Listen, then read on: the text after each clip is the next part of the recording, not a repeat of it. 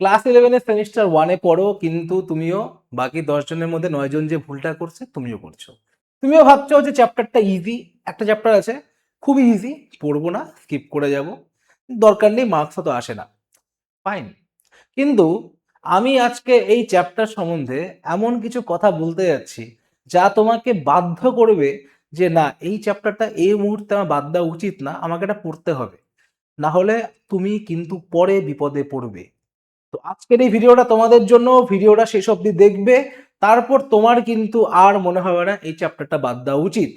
তো welcome to let's improve, আমি তোমাদের অংশুমান স্যার, অ্যান্ড আমি তোমাদের ক্লাস 11-12 অঙ্ক করা এখানটায়।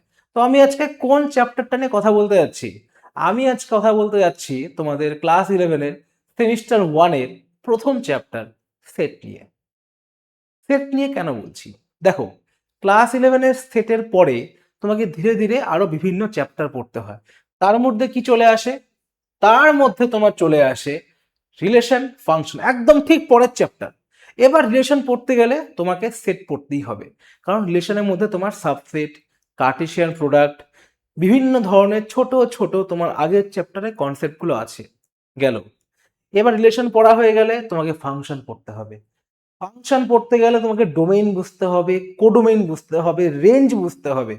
কারণ একটা ফাংশন কখন আনডিফাইন্ড থেকে ডিফাইন হচ্ছে, কি করে ডোমেইনটা চেঞ্জ হয়ে গেলে, সমস্ত কিছু নির্ভর করছে সেই সেটটার উপরে, মানে তার ডোমেইন সেটটার উপরে। তুমি বললে স্যার আমি এগুলো বাদ দিচ্ছি, বাদ দাও। তোমার তারপরে চলে আসে লিনিয়ার ইনইকুয়ালিটি বা রৈখিক অসমীকরণ। এই যে চ্যাপ্টারটা, তুমি এখানে কোয়েশ্চেনগুলো তুমি খুব ইজিলি সলভ করে নিলে, নেওয়ার পরে তোমাকে একটা সলিউশন সেট লিখতে বলতে পারে। তুমি সেখানে বুঝতেই পারছো না তুমি ওপেন ইন্টারভেল লিখবে না ক্লোজ ইন্টারভেল লিখবে, কারণ তুমি ঠিক করে সেট চ্যাপ্টারটাই পড়োনি। তোমার ওপেন ইন্টারভেল, ক্লোজ ইন্টারভেল ধারণাই নেই যে ফার্স্ট ব্র্যাকেট আর থার্ড ব্র্যাকেট কেন দেওয়া হচ্ছে। এবার তুমি চলে আসো ক্লাস 11 সেমিস্টার 2-তে। সেখানে তোমাকে পড়তে হবে প্রবাবিলিটি স্ট্যাটিস্টিক। এখানে অ্যালোন 10 নম্বর থাকে, স্টুডেন্টরা এখানে অনেকে সেট না পড়ে চলে যায়, তারা ইভেন্ট স্পেসটাই লিখতে পারে না।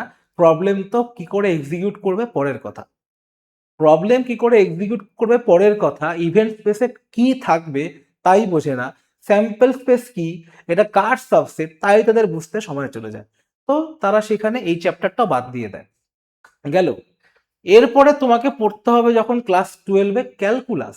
হ্যাঁ, ক্লাস 11 সেমিস্টার 1-এ তোমার ক্যালকুলাস শুরু হয়ে যাচ্ছে অল্প করে, লিমিট ডেরিভেটিভ দিয়ে। তখন তুমি হয়তো অতটা গুরুত্ব বুঝতে পারছো না, যে তখন তো এমনি এমনি হয়ে যাচ্ছে। কিন্তু যখন তোমার ডিফারেন্সিয়েশন বা ইন্টিগ্রেশন শুরু হবে, তখন কিন্তু তোমার কোন রেঞ্জের মধ্যে ওটা ডিফাইন্ড, ওর রেস্ট্রিকশন কত অবধি ওই ইন্টিগ্রেশনটার বা ওই ডিফারেন্সিয়েশন ফাংশনটার, সেখানে কিন্তু তোমাকে ভালো করে ডোমেইনটা বুঝতে হবে। আর ডোমেইন বুঝতে গেলে তোমাকে সেট বুঝতে হবে। তো এই যে এত কথা বলছি কেন বলছি, কারণ আমরা চাই যে তোমরা যেহেতু বর্তমানে সায়েন্স নিয়ে, ম্যাথ নিয়ে পড়ছো, আদার সাবজেক্টও আছে, তুমি একটা ওভারঅল পড়াশোনা করো, তুমি একটা ভালো পড়াশোনা করো, সব কিছু ভালোভাবে জানো।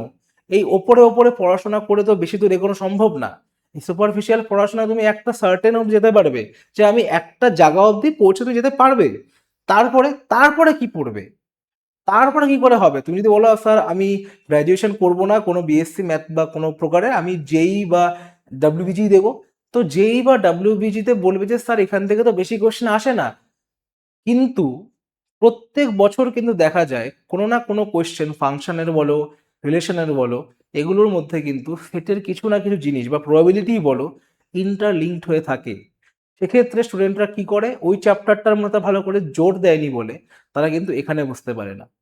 তো একটা চ্যাপ্টার তুমি বাদ দেওয়াতে তোমার এইচএসও খারাপ হতে পারে, তোমার ডাব্লিউবিজি বা জেইও খারাপ হতে পারে। বা তুমি যদি এগুলো নাও দে, তুমি যদি কেউ মনে করে যে না আমি পরবর্তীতে গ্র্যাজুয়েশন করব ম্যাথ অনার্সে বা কোনো কিছু সাবজেক্টে, তো এই যে সুপারফিশিয়াল পড়াশোনাটা করছো, সেক্ষেত্রে কিন্তু কোনো প্রকারে তুমি একটা সার্টেন যেতে পারবে, তারপরে কিন্তু হবে না। আর যদি কারো মনে হয় স্যার আমি এখন ভুল করে ফেলেছি, আমি এখন সেটটা পড়তে যাচ্ছি, তাহলে কিন্তু তোমাকে আমি একটা খুব ইম্পর্টেন্ট নিউজ দিচ্ছি, যে আমাদের লেটস ইমপ্রুভের চ্যানেলে আমি 19 তারিখ ঠিক 7:30টার সময় নিয়ে আসছি ক্লাস 11 সেমিস্টার 1-এর সেট চ্যাপ্টারটি, একটি ওয়ান শট ক্লাস, যেখানে সমস্ত প্রকারের প্রশ্ন, সমস্ত প্রকারের থিওরি আমরা ডিসকাস করব। অ্যান্ড সেখান থেকে কিন্তু তোমার সমস্ত সেটের ডাউট ক্লিয়ার হয়ে যাবে। তো যারা আজকের এই ভিডিওটি দেখলে এবং মনে হলো যে এই ভুলটা আমি করেছিলাম, আমি আজকের পর থেকে করবো না, কমেন্ট করে জানাও। এবং তারাও জানাও যাদের পড়া হয়ে গেছে, তাদের কত অবধি সেমিস্টার মানে পড়া এখনো হয়েছে, বা কে কে রিভাইজ করছো, বা কার কোন কোন ক্লাস প্রয়োজন, সমস্ত কিছু কমেন্ট করে জানাও। আমরা অবশ্যই তোমাদের জন্য আরও ক্লাসেস নিয়ে আসবো। টিল দেন এরকম আরও ইনফরমেটিভ ভিডিওর জন্য তুমি লেটস ইমপ্রুভ 11-12 অ্যান্ড লেটস ইমপ্রুভকে সাবস্ক্রাইব করে রাখো, কারণ আমরা কিন্তু এরকম আরও অনেক ভিডিও নিয়ে আসি। তো till then tata bye bye, দেখা হচ্ছে আরও একটি ভিডিওতে। টাটা।